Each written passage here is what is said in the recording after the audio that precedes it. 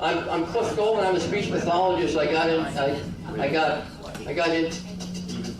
the field because of my stuttering. I a lot of therapy and stuff. But I tell you, I'm the best canvasser because I do this technique. I go up to the door, I ring the bell, and I say, "Hi, I'm Cliff." I really lay it off. Goldman for life, for healthcare for all, Oregon. You going to sign this statement of support, or you want me to keep talking? Oh, it's a ransom approach. Well, I'm going to tell you. So, elements of speech. Okay, we've moved on. The audience will remember only a small portion of your speech, by the way. The speech is to ensure that the portion remembered is the portion that's important to remember. Here's something else, and this is also up there. Tips from Toastmasters. Like I suggest that you join Toastmasters. It's really a great way to practice speech making. And in these tips, it's the Toastmasters say, what do you want them to know? And you're speaking everybody. Don't overwhelm beginners, but everyone can learn something. The place that you're going to speak, you want to go to that place before your speech and kind of scope the room out. You see, is there an echo? Is it too small? Are there distractions?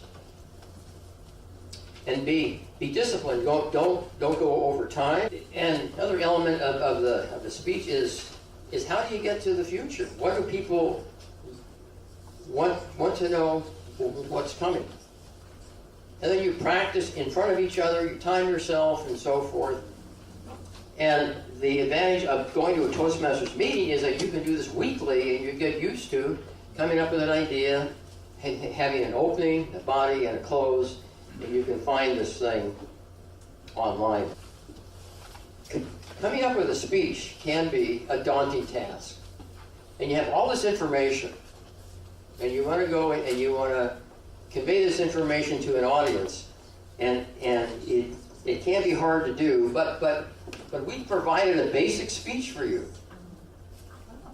You can find it online, and we call it the trunk speech, as illustrated by this by this illustration. How's that? Redundancy. Illustrated by this illustration. Here's a picture of a tree, and all trees have trunks, and trees have limbs. And so, in this trunk speech that you have here, the main ideas that we want you to express when you give these talks can be found in the trunk of the speech. Is this part of our the trunk speech? Is it part of our packet? It's all online. In the links that you got online. Well, let's just say this. It's rapidly changing. Wait a couple weeks and look for all the updates. Who is updating?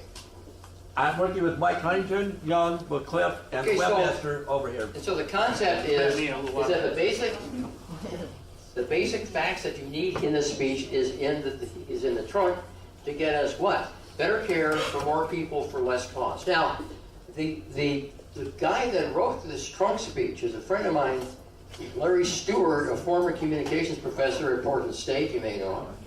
And he and I got together and we're thinking, how can we simplify this thing and get people, give them something to start out with? So you don't have to reinvent the wheel. Here is a speech. And he came up with this trunk speech, and he had the opportunity to be in the audience listening to Martin Luther King years ago. And Martin Luther King used the repetition device in the speech. We've come a long way, but we've got a ways to go. And he talked. We've come a long ways, but we've got a ways to go. He kept saying it over and over again. Well, in our cause, we have something to repeat like that. I think the eminent Dr. Metz came up with this thing, is to say, what do we want? We want better care for more people for less cost. And you make some points, and then you come back and you say, you see, better care for more people for less cost. better care. Yeah, and then you can start talking about that most people think that the healthcare in the United States is the best in the world. Well, we are number one, and there's data, you can't see that from here, but health expenditures per capita in international dollars. We're number one. The U.S. is number one. We're the best country. And we have a lot of faults in this country, but it is a great country because even though there's a lot of, sins of the fathers and all the stuff that got all our problems, we can rise up and change it. And there's not many countries that can do that. It may take a long time. The arc of history is long, but it bends toward justice if you do the bending. So, and that's what we're doing here. So, we are number one in expenses, but our rankings, 37th in overall performance, 26th in the number of primary care physicians. Now, sense of American superiority. What does that mean? Well, the best country, and so we can't learn anything from, well, guess what? There is no industrial country in the world that is more expensive than us. And so we can learn. Now, there's an author, and you probably, and you may have heard of this book by T.R. Reid, The Healing of America. And he went around the world and compared and studied healthcare systems and so forth, and talked about universal health care and comparing it to the U.S. Well, and this is where you can do a branch. T.R. Reid and Eisenhower. What? He dedicated his book to Dwight D. Eisenhower. Why did he do that? Well, as you know, former president and general in World War II in Germany, he really liked, in Germany, the Autobahn. God, it's a great highway system. He comes back post-World War II, looks at our infrastructure and says, oh, this is great. We have a 2-lane highway from coast to coast. And how do you move men, materials, and so forth if you need to in a hurry? You can't do it. So fast forward to 1957, you have what? The Interstate Highway Act. And some of you probably were on that road today, 84.5 and so forth. So that is a branch, and you don't have to do that, but it's good to mention these main points, and that is a branch that I like to talk about, because what we're trying to do is to capture some of those good ideas of other countries that have universal health care and have better outcome statistics. So we too can get better care for more people for less cost. More people. Okay, everybody in and nobody out. Well, of course, if you have a universal health care system, everybody's going to be in it, right? There's going to be more people, but right now that's not the case. Now, Affordable Care Act was really a good step forward, although it's a Republican plan. It was, as some say, a financial sustaining act for the healthcare industry. But in this country, we are unique compared to other industrialized countries in that up to 50,000 people die in this country annually because they don't have access to health care. If you ask a foreign minister, how many of your countrymen die each annually because they don't have access to health care? They say 0. But here, that's not the case. And so we want to stop that. We want everyone to be able to get health care. And this is a part where you can kind of branch off and tell a story. And I have as a branch the Tracy McEwen story. He's a guy who is an advocate right now. He had a stroke, but he's recovering. But for pennies a month or just a few dollars a month, he could have had blood pressure medication. He didn't have access, he couldn't get it, had a stroke. And that really cost thousands and thousands of dollars for rehab.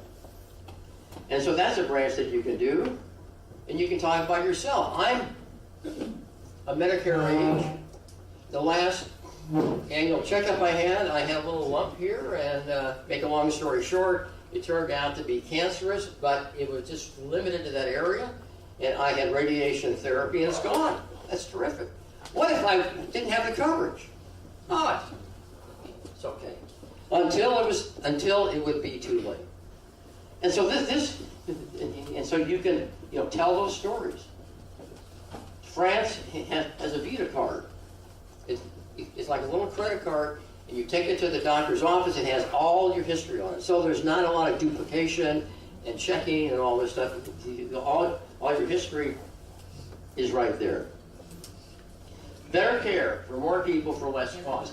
How can this cost less? And Dr. Metz mentioned something about that money is there. It just has to be distributed.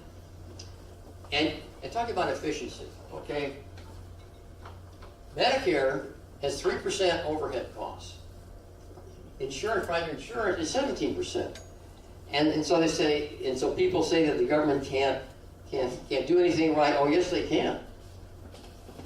And here's another point: bankruptcy, and that point was made that 60% of bankruptcy cases is related to medical care.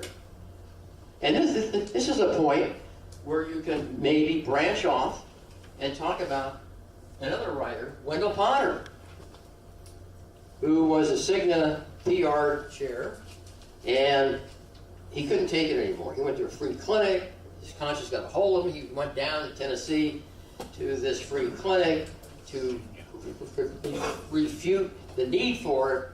They got 1,000 people came in that day.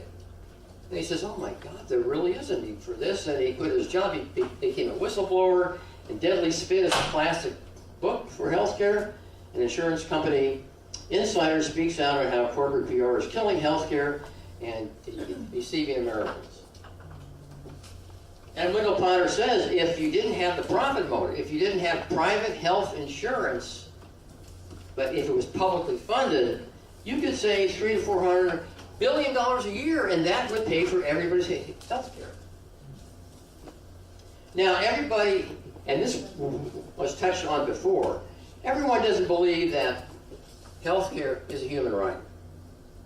I mean, I could go to Safeway and say, hey, getting food is a human right. I'm not paying for this, right? Well, so there's people that say, no, look, it's not a human well. And then you have another branch, it's good for business. And there is a person, Richard Master, who came up, a small business owner in Pennsylvania, and this is available, Fix It, who says that it's better for business to have a universal government funded health care. It's not socialism. There's still private doctors and private hospitals, but the funding is government. And so we can have our main facts in the trunk, and we can branch off, and we can even go out on a limb. What the hell? Because what we want is better care for more people for less cost.